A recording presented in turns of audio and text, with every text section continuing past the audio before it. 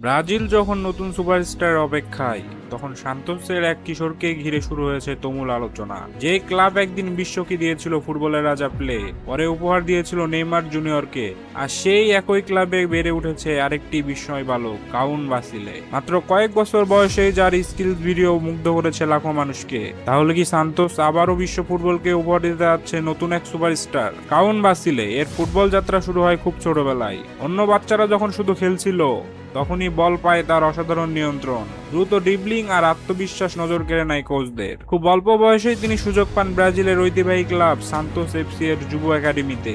এই ক্লাব শুধু একটি নাম নয়, এটি ব্রাজিলিয়ান ফুটবলের ইতিহাস। এখান থেকেই উঠে এসেছে ফুটবলের সর্বকালের অন্যতম সেরা খেলোয়াড় পেলে। আর বহু বছর পর এখানেই নিজের জাদু দেখিয়ে বিশ্বকে মুগ্ধ করেছিলেন নেইমার জুনিয়র। আজ সে একই মাঠে, একই স্বপ্ন বুকে অনুশীলন করছে কাউন বাসিলে। এ কারণেই তাকে ঘিরে প্রত্যাশাও অনেক বেশি। কাউনের খেলার সব থেকে বড় শক্তি তার নির্ভীক মানসিকতা। বয়স কম হলেও তিনি প্রতিপক্ষকে একের পর এক কাটিয়ে সামনে এগিয়ে যেতে ভালোবাসেন। তার দ্রুত পায়ের কাজ, নিখুঁত বল কন্ট্রোল এবং সৃজনশীল আক্রমণ ভাগের খেলা অনেক দর্শকের মনে করিয়ে দেয় তরুণ নেইমারের কথা। সোশ্যাল মিডিয়ায় তার স্কিলস ভিডিও ভাইরাল হয়েছে।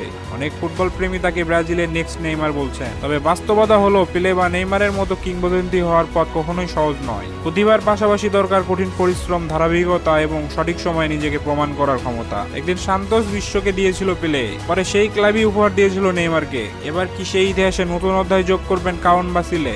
আজ উত্তরটা কেউ জানে না, কিন্তু একটা বিষয় নিশ্চিত, ব্রাজিলের এই তরুণ প্রতিভার দিকে এখনো নজর রাখছে পুরো ফুটবল বিশ্ব। হয়তো কয়েক বছর পর ব্রাজিলের জার্সিতে বড় কোনো ম্যাচের নায়ক হিসেবে আমরা তাকে দেখতে পাবো। আপনার কি মনে হয়, কাউন বাসিলে কি সত্যি ব্রাজিলের পরবর্তী সুপারস্টার? কমেন্টে আপনার মতামত জানান। আর ফুটবল ডকুমেন্টারি দেখতে চ্যানেলটি সাবস্ক্রাইব করুন।